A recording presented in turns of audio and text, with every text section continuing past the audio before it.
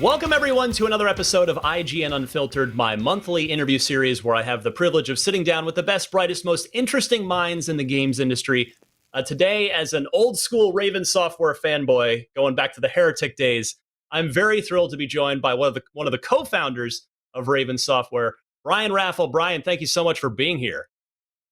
Well, thanks for having me, Ryan. This is great to be here, and I'm excited to talk with you and go over some of the old stories from Raven and where we're at today. Yeah, your studio's officially celebrating its 30-year anniversary, so congratulations on that. And Thank you. there's yeah, well earned. I mean, 30 years in the games industry, and it's such a young industry. That's a lot.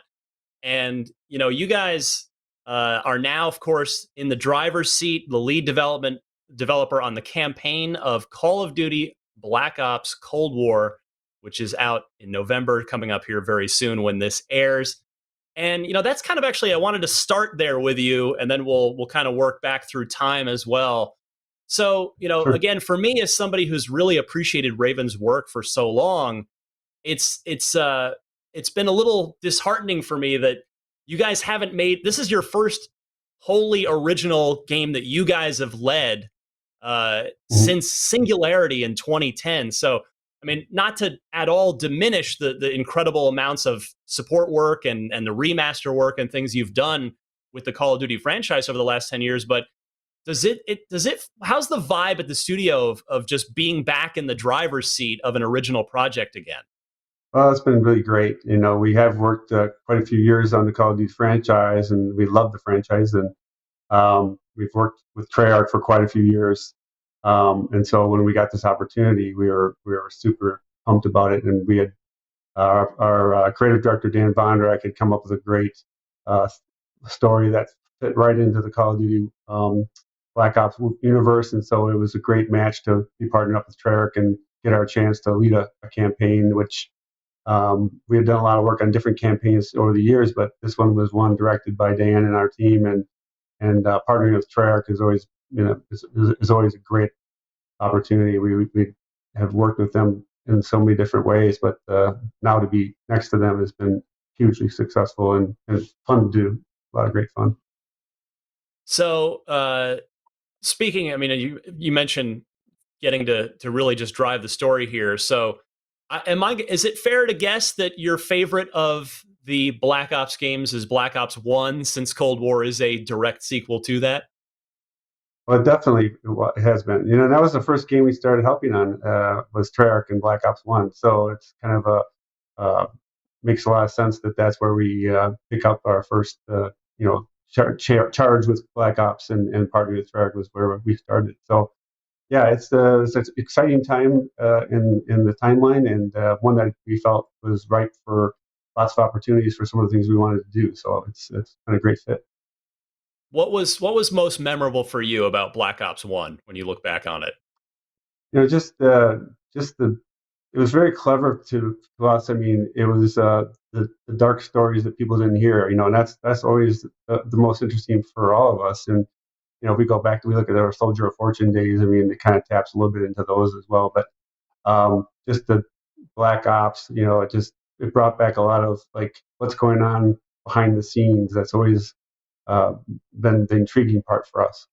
Call of Duty comes out like clockwork every year. Obviously, it's a multi-studio effort, as it is this year Mhm. between you and Treyarch. But this year, especially with COVID and the requirement to now do as much from home as possible, how Mhm. like how has it been making hey, congratulations, Raven, you're back in the driver's seat of your own project. Now you got to figure it all out from home. So how has the team adapted, and what have been some of the challenges, and maybe some of the like the real learnings and victories for you guys during this process? Well, I'm really proud of everybody that's worked on this project. And it's Raven and Treyarch, but we also have Beanox and High Moon and Shanghai, Activision Shanghai have all been pitching in as well. But for our IT systems at Activision and our own studios, I mean, we made a very quick pivot. Probably on March 20th is the day I remember to go work from home, and it was within just a few days or that first week that everyone was up and running. And in true fashion, I mean, I've always said, mentality of this industry is you move or die. And so it's just another one of those hurdles that was thrown in front of us. But it took a while, but we really got productive and we really got in sync. Luckily we've had, 10 years of working with Treyarch and, been part of Activision for almost 25 years. So knowing everybody and having all these connections over the years was really helpful in us just picking up kind of where we left off. And I feel like, we were able to still deliver the vision of the game we were looking for. And so a lot of pride there. And just, I've always loved the new challenges. So this has been one I never saw coming. I thought we'd be out of the office for like 3 days or something like that. So Right. just continued to go on and on. But we came to a point where it's like we can never try to go back, even if we had a possibility. We just, didn't want to risk a second wave or whatever. So no, it's been great. With all the support we've had from Activision and within our studios, I'm really proud of all the teams. How has it been getting the studio's gotten to play with the next gen consoles for the first time in Call of Duty? Obviously, have your programmers and artists been having a ball playing around with the new tech? Yeah, no, it's always we've been in a couple of those over the years, but this one's an exciting one, and it's nice every time you get these upgrades. It's just like your mind just gets blown on all the next things you can do and how you can take everything up to the next level. And I guess that's what I always love about this industry is, as we were kind of talking about before, it's like Raven started with 64 colors and pixels, and every year or a couple of years, it's just this paradigm shift of new opportunities and new ways to make the game look and play even better. So we're always excited about when the new console generations. Now, Black Ops is a series, so I'm a gamer. I'm at the point I'm getting, I'm 40 now, so it's like I'm not as much in the multiplayer scene with Call of Duty. I think it's for me it's a young man's game, but I've always been a campaign guy, and Black Ops has sort of ebbed and flowed with how much focus it's put on the campaign. Obviously, with Cold War here, you guys are placing a major emphasis on it. Not to discount Mm-hmm. multiplayer, but for you, Right. you've worked on a ton of these over the years, and you've played even more of them. What to you are the keys to making a great Call of Duty campaign? Because we get one pretty much every year on the campaign side. What makes the great ones great? Well, I think it's every time it's a new way to reinvent it. It's always going to be high action. It's going to have a lot of twists. I think it's really important to world hop, and at least with what we're thinking. And not every Call of Duty has done that, but and I feel this era has opened up a lot of doors of opportunities to make it interesting. And it's always you have your gadgets, you have your plot twists, and a lot of action and just the different missions and so forth are always a lot of fun. It's like you know always like a James Bond movie or some high action Mission Impossible or something. But it's always trying to find new ways to delight the fans in ways they haven't anticipated before. And this is no exception. We've got a lot of great things in store for them. So again, we mentioned earlier 30th anniversary of the studio. So did you ever? So 30 years ago, when you get started, did you ever think that you'd still be here now in 2020? I was just thinking about. I mean, I get that asked a lot of times, and it's kind of like you're your head's down on each project, and you move from project to project, like lining one up and finishing one, and lining one up and finishing one, and growing, and you so caught up in just the mechanics of the process. Next thing you look up, it's 10 years has gone by. Um, and like this year, just trying to get through COVID and trying to get the campaigns right. You just making sure all the resources are lined up, et cetera. You just get so pulled in. I guess it's one of those things you do what you're passionate about, and the time doesn't seem to factor in. But yeah, no, I never anticipated. I think when we first started, we just wanted to get one game published. That was all you could, just to be published was like that was the victory lap right there. But Yeah. it just kind of kept going and going and going, and I mean, it's a good thing. It's a good thing problem to have. I mean, it's we've been fortunate enough that we we're aligned with a lot of the right partners and had a lot of the right decisions to continue to be here. I mean, it only takes one poor choice to have a studio go down. So I've been very fortunate there. Yeah, we're gonna talk about a couple of those partners in a second, but I'm sort of curious. You know, you and your brother Steve co-founded the studio. You guys did Mm-hmm. a lot of the art in the early days on the games, and so what were your original career aspirations? I mean, were you gaming as a kid and thinking, man, I'd love to make games someday, or kind of what was the Well, original vision for Brian Raffel? well, my brother and I grew up in a big family of 8 of us total, and so we made a lot of games on our own as kids. Just playing. Didn't have game systems at the time or internet, so you were outside playing, and our parents often kicked us outside anyway. So we'd come up with all kinds of inventive games and so forth. And our brother Steve and I were both artists, and so that was a passion. And so like around the Amiga came out in like 84, 85, whatever. um, my brother and I both started teaching ourselves how to do art, on it. And my background is I was a high school art teacher and coach, so that was right up my alley, and a lot of passion for my brother as well with the art. So we started teaching ourselves how to do computer art, and we started to notice that our art was right on par with a lot of the art we saw in the industry at that time, which was very, very new. And there was no schools, there was no YouTube to teach us anything. It was Right. all, brute force. Just my brother and I talking to each other, and that's where Steve really shined. My brother, he'd always come up with these techniques to make things look better, and then we kept trying to outdo each other with our art, and I think that really helped push us. But we actually started to do this for first. We started to do a Dungeon and Dragons module. We played a lot of Dungeons and Dragons in college, and a lot of passion there for artists to do art and be creative. So we started that, but then we saw our artwork. We said, hey, we could do a small computer game, And my brother had a roommate at the time who was a programmer. I always joke to call him a programmer because he wasn't quite sure, but he was confident he could make this all work. And so what he told us he was going to do was we would do a graph. Let's say at that time you only could look north, south, east, and west. You didn't have the smooth scrolling like you do today.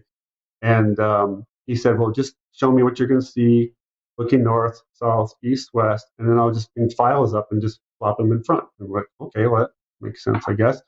And we started. Remember this? We sat down with a little piece of graph paper, and we're going around like an hour later. Like, wait, we're at like 400 files already. There's no way that that's all going to fit on a disk. 1 megabyte disk.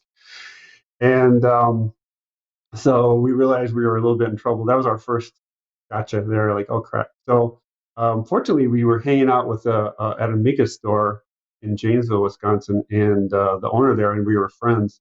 And he said he knew about this programmer in Janesville, Whitewater, who was working in the Amiga at a very low level. So we met with this programmer, and we'd already done our artwork where he did like a 30, 20, 10-foot distance of everything. And so we met with him, really bright guy, and he took the art home and he took it and chopped it in pieces, and then he would bring the pieces up rather than whole files. And so Yeah. literally in a week he had us walking through um, a dungeon. So that was our first game, Black Crypt, on the Amiga. So that's Yeah. really the genesis where we got started. And so that was really kind of how we got our foot going. But then we worked for about a year then on a demo. My brother Steve and I did all the sound effects, all the design, all the art. The programming is we had the two programmers, and then our music was done by our friend Kevin Schilder. Um, but it was a definite learning experience how to make noises and put them together and all that. So we put a demo together, and we put it on 10 discs, and we had picked 10 publishers we wanted to work with. So we mailed them out on a Saturday after an all-nighter, and then we had breakfast. And we're like, wow, everyone has told us we wouldn't hear from them in like 2 or 3 months. Don't call us, we'll call you. So we're like, oh, maybe in 3 months we'll get an offer or something like that. Wouldn't Yeah. that be great? And then I got home from work on Tuesday, and my wife told me that we had 6 or 7 calls, you know, Wow. uh, right away.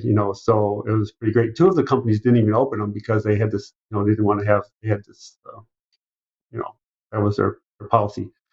so we were pretty excited. Like, so I got flown to LA for the first time. First time I flew in my whole life, which is I was 29 already. So Oh wow. um, yeah, I mean, I was a high school art teacher. I didn't need to fly anywhere. I didn't have a lot of money.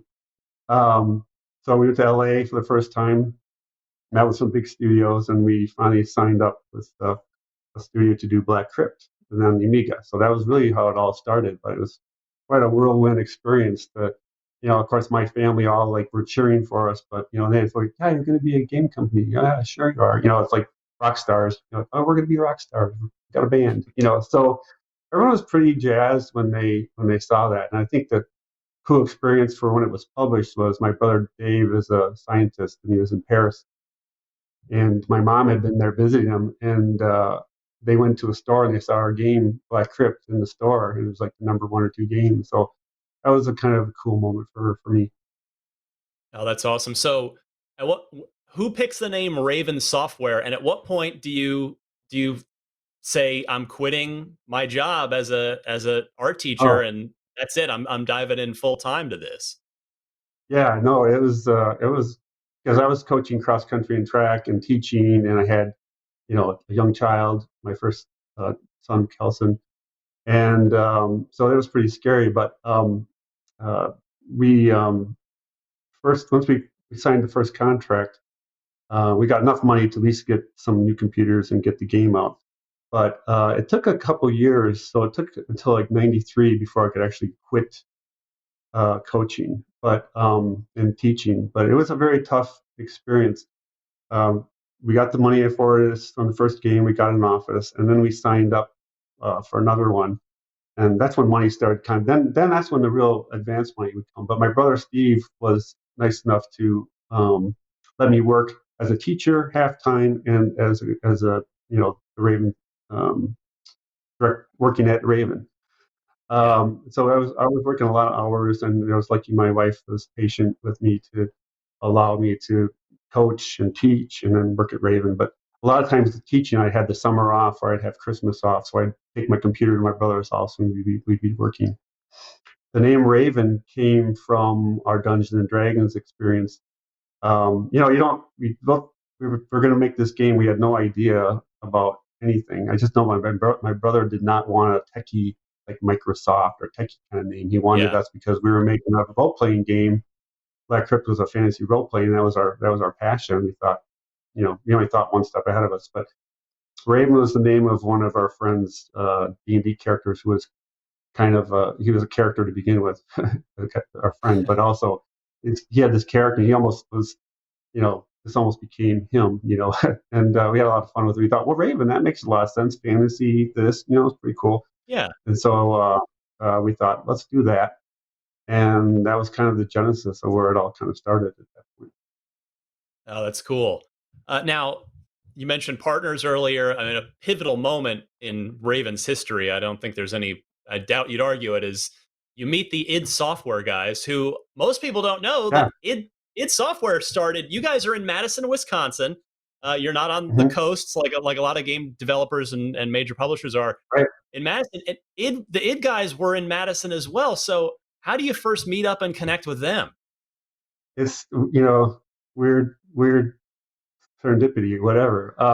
We put out an ad because when we worked on the Amiga for our first game, and then everyone was saying, well, no, the PC is where you need to be. So we put an ad out for a PC game programmer, which at the time didn't really exist. This is what, 91 or something like that. And John Romero's girlfriend, Beth, saw it and told him about it. And ironically, we were like a mile away from them. And it was a real key moment in our, for my whole gaming life was, so he said, hey, let's meet. I said, okay, well, come on over. So we had my brother and I had this little small office in a drywall company basement. And so in comes John Carmack and Romero and like Tom Hall and Adrian Carmack. And it's like, whoa, look at these guys, and right away you could tell like John Carmack was pretty brilliant. I mean, they looked at our art, they loved our artwork. And I think they're really impressed with what we were working in. And then they asked us to come and see what they were doing. And oh my God, I felt like I'd gone to heaven looking at what they had. They had this big townhouse and they had like stacks of soda and they had like, a fax machine, which I thought, wow, they really are a business. They have a fax machine, which is, at the time was like, that was pretty cool if you had a fax machine. Yeah. But they were just really impressed the hell out of us because they really had their act together. Obviously, they're working on Commander Keen, and um, ironically, they were starting to work on Wolfenstein, and so we saw that before anything anyone else did, and we're like, "Holy cow, how are you doing that? Moving back, the whole smooth scrolling." And so we became friends and hanging out. We go to movies once in a while or dinner, and they looked at, like I said, they liked our artwork. And um, as soon as winter hit, though, they left. That was one thing. I guess it was Tom Hall that talked him into going to UW, because UW Madison is a very cool city. It's got lakes and a lot of great culture and a lot of good things going for it. But when it hit winter, a lot of those guys who were from Louisiana said, "No, I'm not going to work here." So they moved back to Texas, but we stayed friends. And I even kind of the funny story was I said to John Carmack, I'm like, "Wow, how do you do that scrolling? Did you teach our programmers how to do that?" He goes, "Oh yeah, no problem. It's really simple." And so I sent our programmers there, and they came back with headaches. And they said, "There's no way we can do this. This is insane." So that's when, but when they decided to work on the first Doom license, they called us and another studio, and they published. So they're always pretty smart and aggressive. And so they gave us their tech, and they funded us to do Heretic, and then they funded another company to do, I think it was Strife, it was called. But I Heretic remember was that. very Yeah. successful. Yeah.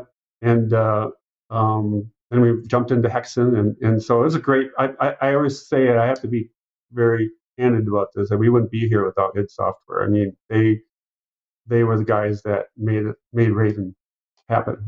They kept us going, and that was the thing I loved about Activision. They were the first ones to see that they had to partner us with id Tech, and when we started moving forward. So, like I said, without id, we wouldn't have been here. Wow. I mean, and Heretic's the game. That's how I became aware of and a fan of Raven. I remember, this interview is about you, but a quick anecdote about me for Sure. you. Yeah, of course. I remember the first time I heard about Heretic, because again, there's no internet, it's just like basically No. word of mouth of your friends and maybe a gaming magazine.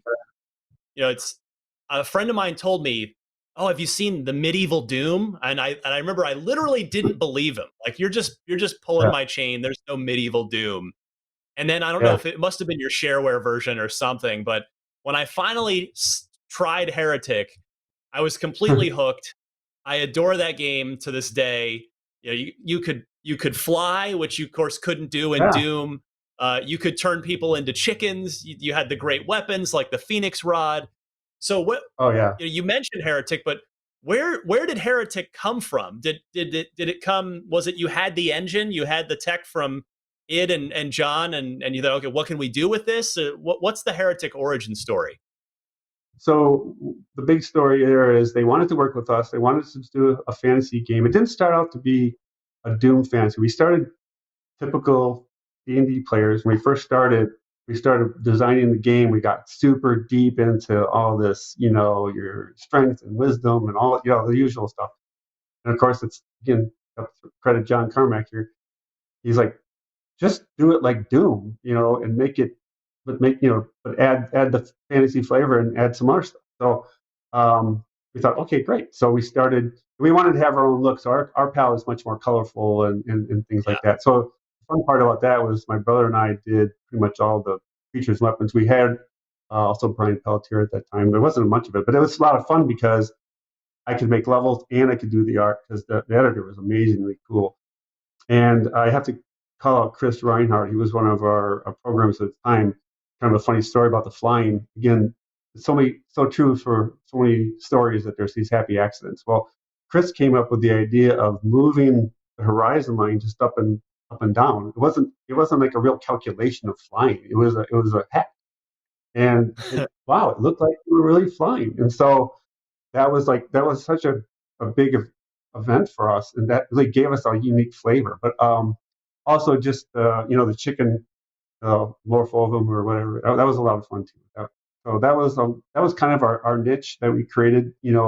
A close cousin to Doom, but our own flavor. And of course, obviously, John Romero was a great producer for us and creative director. He helped us drive that as well. I mean, many times at 2 or 3 o'clock in the morning, he'd be up playing, we'd be talking, and it was definitely there was no time limit on when you worked in those days. It was quite like 24/7. Another funny story about Romero was he came and he bought us a refrigerator for our office, which we were like, so like, you bought a refrigerator for us? It was a big one, and so we could keep our sodas in there. Like I said, people don't understand what game development was like back then, but it was like 5 guys in a basement, and you go to Walgreens or you go to Sam's Club and get like cases of Coke and chips, and you just sat at your desk all day. So those were fun days. Those were a lot of fun. Yeah, I mean, I don't know if you remember Dwango, but I got Durango, yeah, so good Durango at Bob, yeah, or I there got was a so good Durango at Bob. Heretic. Yeah, I Yeah. got so good at Heretic Deathmatch that people on my Dwango server, which was the Phoenix server at the time, they would refuse to play me in Heretic because Oh, they knew that's how much pretty I cool. was playing Heretic and how much I loved it. But so, do you still keep in touch with Romero or Carmack or any of the old id guys? Um, I feel like it's been a while, to be honest. I mean, John is, and they've all gone in such different directions. Yeah. Um, I really have not, to be honest. I mean, they've kind of all gone their own ways, and it's kind of sad, really. Um, and I think once we became part of Activision, I think that's kind of when we started kind of falling off. I Hmm. feel this is because we got so busy and they went different directions, but I don't think there's any reason other than just unfortunately we just got all busy. Yeah. Um, Yeah. It I do, happens. I do have a retirement plan though. When I was lucky enough when John Romero was kind enough to give me this really big Doom poster, and I was able to get both Carmack and Romero's signature on it. So that's my retirement plan when I put it on eBay when I retired. There you go. But but it was kind of cool with Heretic too. Another cool thing was BW Madison. That's where I went, and that's but my sister was working there, and she was also a scientist, and she came in, and all of her colleagues were playing Heretic, and they couldn't believe that it was her brothers that made that. So that was another one of those kind of neat moments that you just kind of reflect on as you look back. Oh, that's awesome. I love that. So next came Hexen, the sequel to Heretic, Mm-hmm. technically Hexen Yep. Beyond Heretic. Now, at the time, like Yep. I remember that game, Hexen, being somewhat revolutionary in that it was blending that Doom style that Romero and Carmack kind of pushed you towards with Heretic, Mm-hmm. but you brought back in those RPG elements like from Black Crypt, things like distinct player classes, melee weapons. Mm-hmm. So did did uh did Hexen end up doing better than Heretic, or like I'm sort of curious because it they sort of branched off into their own separate franchises in a sense. Yeah, I think what happened was that Heretic did really well, obviously, and I think when GT Interactive got involved, I think Hexen was more ready for instant release right away into the bigger market. So I think that maybe made it more successful. But no, we had Eric Biesman and I was sat down from Arrow, and we all talked about what could be the next thing, and John right away was on board with classes, and then we just all kind of worked from there. John, like I said, John Romero was very much involved with both Heretic and Hexen, and Carmack as well. They would always, they had a vested interest, so of course they were very much involved. Yeah, But um, it was a really nice relationship, and we all just kind of riffed off each other, and we just kept playing the game and come up with new ideas. And I think one of the things I think we came up with was the Tomb of Power was good for Heretic and Hexen. That was another thing that added some flavor to it, but it also gave the weapons some different playability, particularly in multiplayer. So that right. was kind of the fun part. And the melee weapons are always a bit of a challenge. I think the one thing that was different about Hexen was every class had their own unique weapons, and then you Mhm. had that one helmet, the weapon at the end where you get the pieces and stuff. So that made for a lot of uniqueness to the classes, I think. And at that time, that was very different. So then you jump. Next comes the jump to 3D with Hexen 2. You guys are the first people outside of id again to use John's Yeah. technology, the Quake engine. Um, does it when you're the first team to be using you know an engine like that out that you didn't make, Yeah. do you get is it sort of strange to be trying to adapt it for your needs, or do you get extra attention from John Carmack to help sort of Well, yeah, I mean, morph it into what you need when it to they're be? Carmack's always been great on that. I mean, like I said, the first time we worked on Heretic, I mean, see the editor and things like that, and you get that special attention from John, both Johns. And this was no exception. I still remember the day being there in Texas, and my brother and I like looking at the Quake editor, and like finally can have models in the world and things like that, and 3D. And it takes a while to learn how to use it though too. I remember one time I made a map. I was making maps, and it was running for 24 hours and it was still processing. And so Carmack said he looked at it, and what I did is I had one little pixel in the fire, like an iron in the fire of this pit, and so that was causing it to get hung up. But so we had to learn through success and failures, like what the engine was capable of. We pushed it sometimes, and sometimes John would add things if we requested, or would fix things to make them a little easier, or we improve the editor.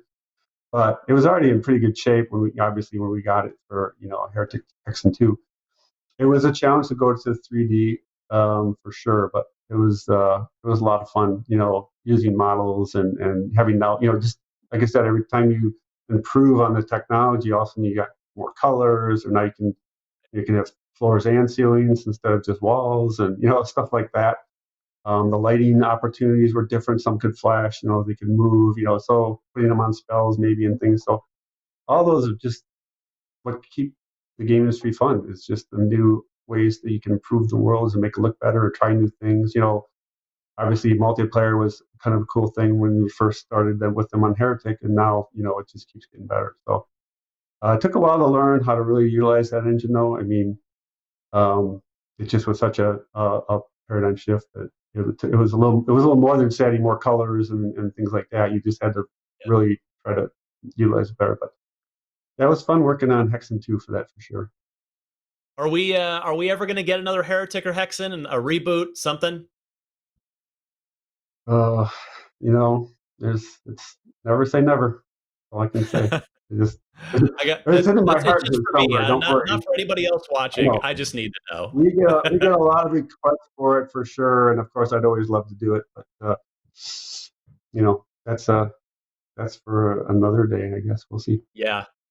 Tough to make a case for anything else when you're already working on the biggest franchise on the planet, which we'll circle back to here Oh in a yeah, minute. But yeah, so true during story. Hexen 2's development, if I'm remembering correctly, that was the acquisition when Activision acquired you.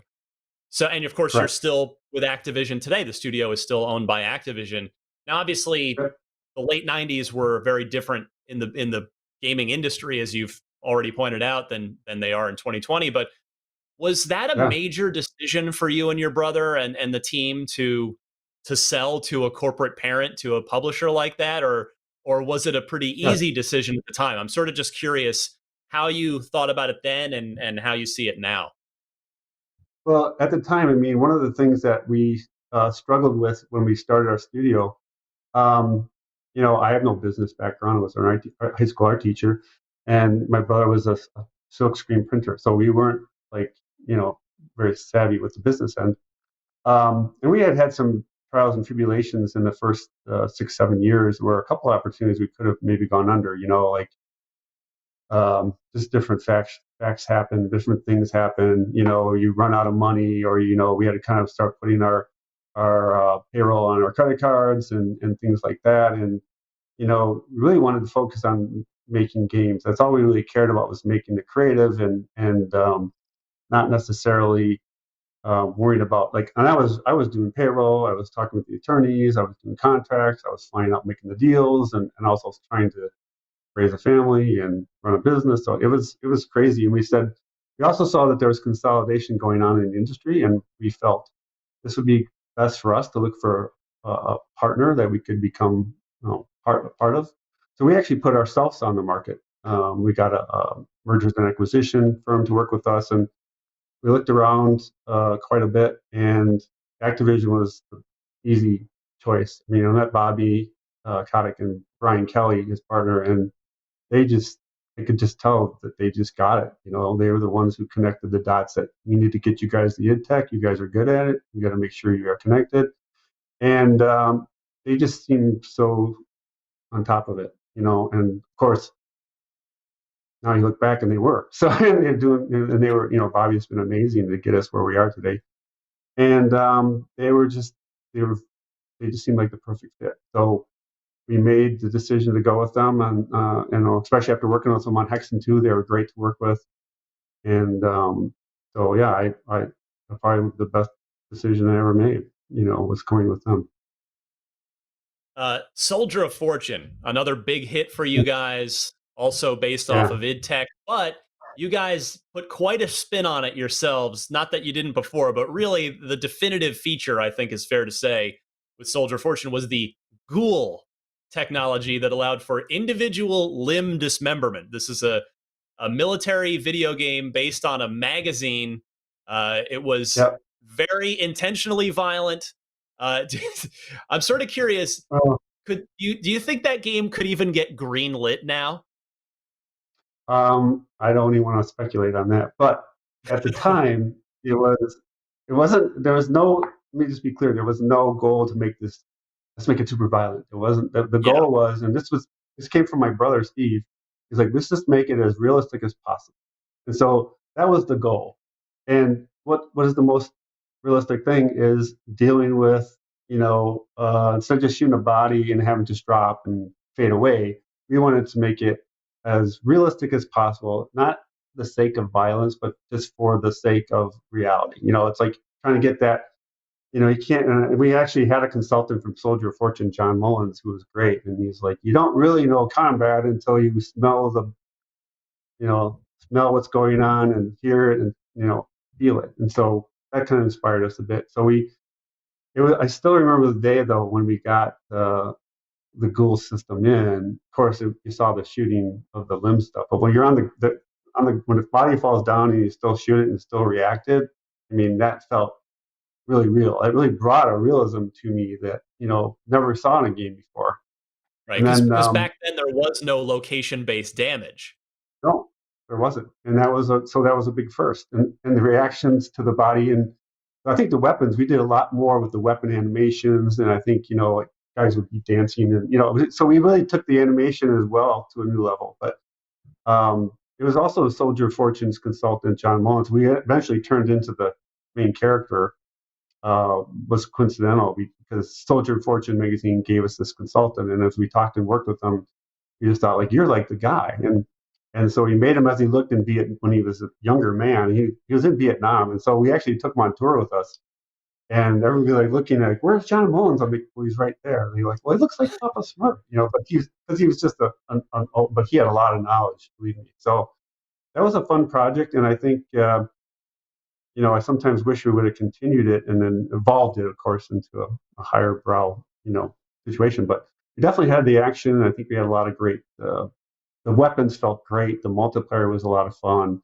We had so much fun working on that game. It's always a good indicator for us when you're making games when when you yourself are playing it, you can't stop. Heretic was like that. Soldier of Yeah. Fortune was definitely like that.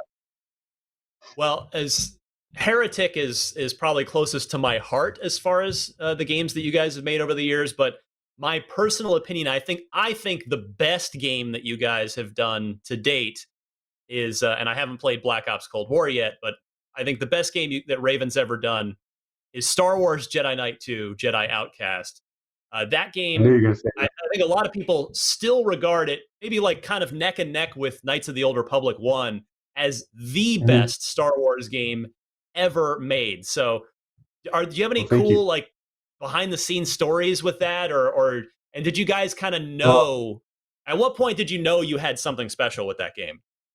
Well, it was really a weird way this unfolded. You know, like, you know, we're with Activision, we're working on Soldier of Fortune and stuff, and then I get a call from my boss like, "Hey, would you want to work on Star Wars?" And I'm like, "We're like, what?"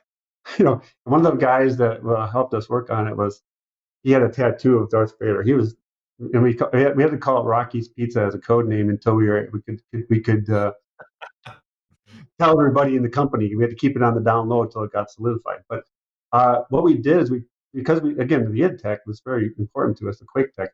I think we knew we had something special when we did our first prototype, and everyone just poured their heart and soul into it. And we had it to show it to Lucas, and we had to impress them, of course. So we had this, Yeah. you landed in on a ship on a Empire ship, and there's reflections with all the stormtroopers walking and everything, and it just had the vibe of Star Wars, and they were just we had them hooked then. And then Mike Gummelt, he's been with us for 25 years now, but he did all of the lightsaber stuff, all the battles and all the force things. To this day, people are still playing it, and he's really great at prototyping all that. And he just has a real passion. He's the one who nailed that whole combat system and all the lightsabers and the force powers combined, and all the different balancing of the counterbalances of those. So yeah, we knew it was special at the time. Though we only had 11 months to do it, so we feel pretty good Wow. about the time we had and what we got done. Yeah, it was a labor of love for sure. And we're all big Star Wars and Star Trek fans because we did a Star Trek too. So I guess that's the exciting thing. A lot of times people ask me over the years, like, aren't you're doing these licensed projects? But to us, I don't care if it's original or licensed. There's always something fun to do and creative in there. And you grow up having a passion for Star Wars and Star Trek. It's like a dream come true. So, same as Call of Duty. It's just like awesome. Let's do it. Yeah, I mean, you just mentioned Star Trek. It's and that's exactly what I was going to bring up next. Is you guys have? I mean, you're in, if not maybe even no other company. It might just be you guys of having worked on Star Wars and Star Trek, and you made a great game in each one because Star Trek Voyager Elite Force, a first-person shooter Right? in the Star Wars universe, also regarded as a fantastic game. So Yeah. yeah, where does that come about the same way? Do you just like get a phone call Yeah. from Activision saying they've got a Yeah. line on the IP or what? Same thing, yeah. And it's just like, what? So for fanboys like us, I mean, like Eric Biesman and I went out to Lucas. I went like 4 times because they kept telling us they're going to take us to Skywalker Ranch. And the one time I don't go, they go to Skywalker Ranch. So then with Star Trek, though, I got to go on the set of Voyager, which was pretty cool. And we got to go into Paramount, and they have this room that you have white gloves, and you get to look at the original photos of everything. And so that was pretty cool. We got to see some of the stars in the commissary. But again, a passion project, and again, the same crew. It's like Beesman and my brother Steve was the leader on the Star Wars stuff. Steve and Kevin Schilder, and obviously Mike Gummelt was in there, and then Beesman and Mike Gummelt were kind of the leads of Star Trek. But they just had so many fanboys for both. It was a no-brainer for us, and we'll probably get to it to a minute. But then we have Marvel as well. So I don't know. Like I said, I've been fortunate to have all these opportunities to do original titles, but also all these amazing licenses we grew up with as kids and love to death. Yeah, you guys have made something of a specialty out of sort of taking up the mantle of great franchises and great IPs. I mean, you're doing it now with Black Ops Cold War. Hoping that's going to turn out great. I'll be getting to play that soon. And there's plus everything we've already said. Plus, I mean, Quake 4. You took on a Quake Yeah, game from id, and and then Wolfenstein. Wolfenstein as well. Yeah, you did a sort of reboot, reimagining of sorts of that. So is it like from a studio level? Is it pressure when you're doing those kinds of projects like that you're picking up the mantle from someone else, or is it just invigorating? To us, it's very invigorating. We like doing original titles too, like Singularity and so forth, and Soldier of Fortune. But um, just when you are tapped in and you have a passion for that license, you just know you want to bring it to life the way it makes you feel.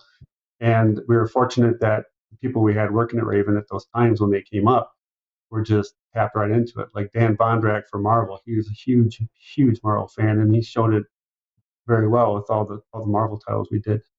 And my brother was a huge Star Wars fan and Star Trek. So I mean, we all grew up with that. So it was a no-brainer for us. But there were franchises we turned down because we didn't feel like we had a connection to them. We always kind of tried to be strategic on which ones we picked, but we were lucky that some of these landed in our lap. I know that when we became part of Activision, there were a lot of people who thought like, "Oh, you sold out, you're this corporate thing." But I knew that we would have opportunities that no one else could have if we were aligned with the right partner, and it turned out to be hugely correct. So that was our goal.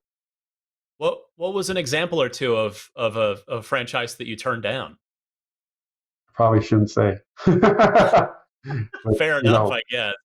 you know what I'm saying. Uh, I'll probably have yeah. There were some good ones. Believe me, there were good ones. There were good ones, but we connect well with the sci-fi, fantasy, and you know, those are kind of our main ones. yeah, yeah, and you mentioned Marvel. I mean, you had Marvel Ultimate Alliance and Wolverine as well. Like what all Yeah. Oh well yeah. regarded Lots of games. Yeah, just yeah. it's been quite a run for you guys. The studio resume is just remarkably diverse and impressive. It's Hmm. because for a while it was pretty much all shooters outside of the beginning with Black Crypt, but it is diversified quite a bit now. I did want to ask you too about Madison and being having a major 30-year-old game studio in Madison, Wisconsin. Is it? I mean, you've obviously you have a great group of talent there at the studio with you. Some of them you mentioned that are still there to this day from the early days. Is it Hmm.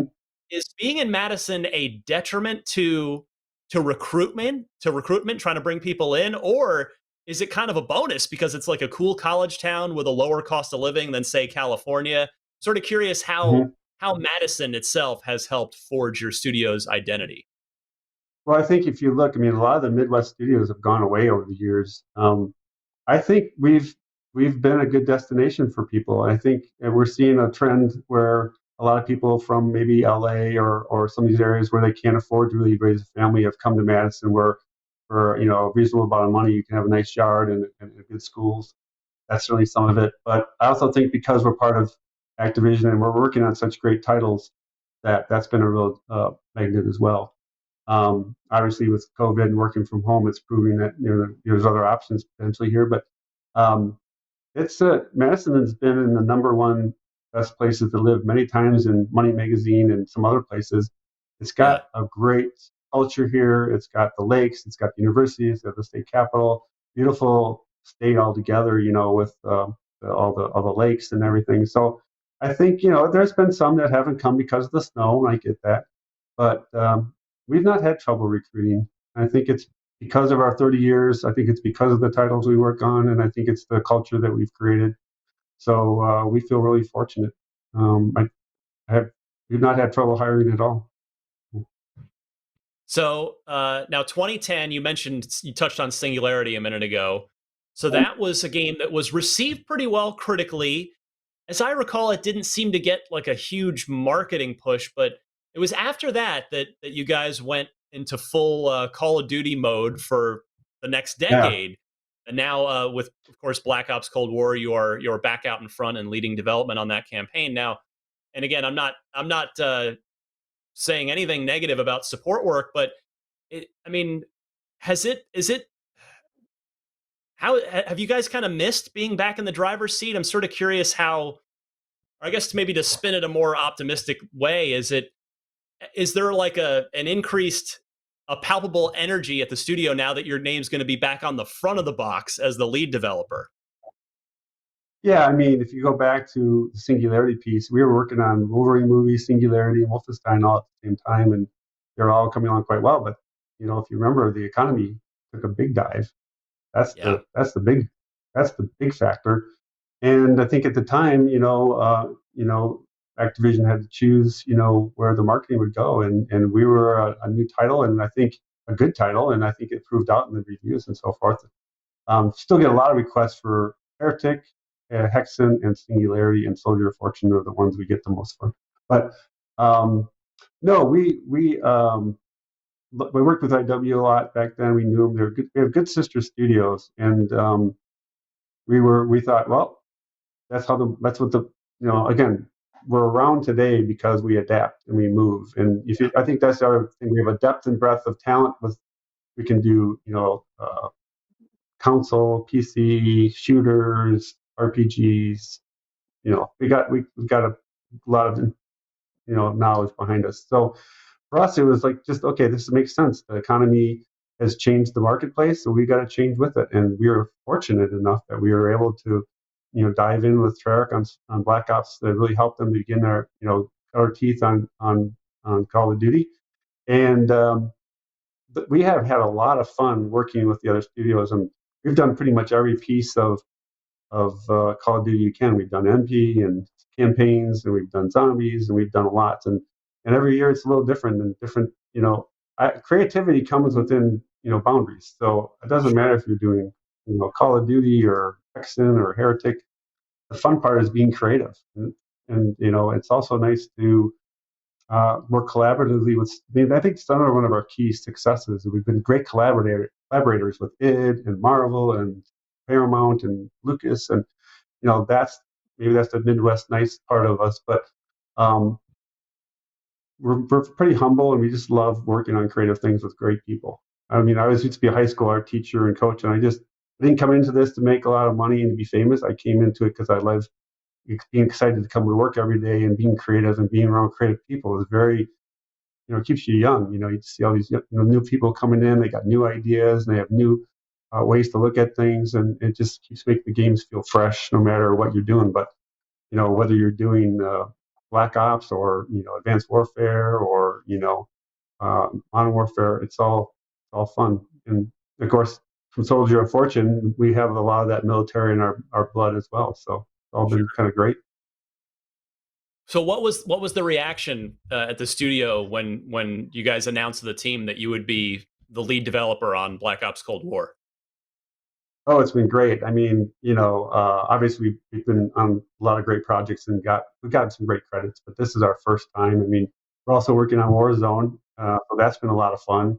So we've kind of got two main thrusts. So it's kind of neat being on the cutting edge with Warzone, the first free-to-play Call of Duty, and then how nicely it ties into the premiums that we're working on. But Treyarch's a great partners to work with. We've always loved working with them as well as IW, of course, and everything. But no, this has been a dream come true, and I feel like we've executed on it really well. Dan Vondrich, our creative director, who did Marvel Ultimate Alliance and has been the big creative director, and a lot of the Call of Duty stuff that we've done for everybody.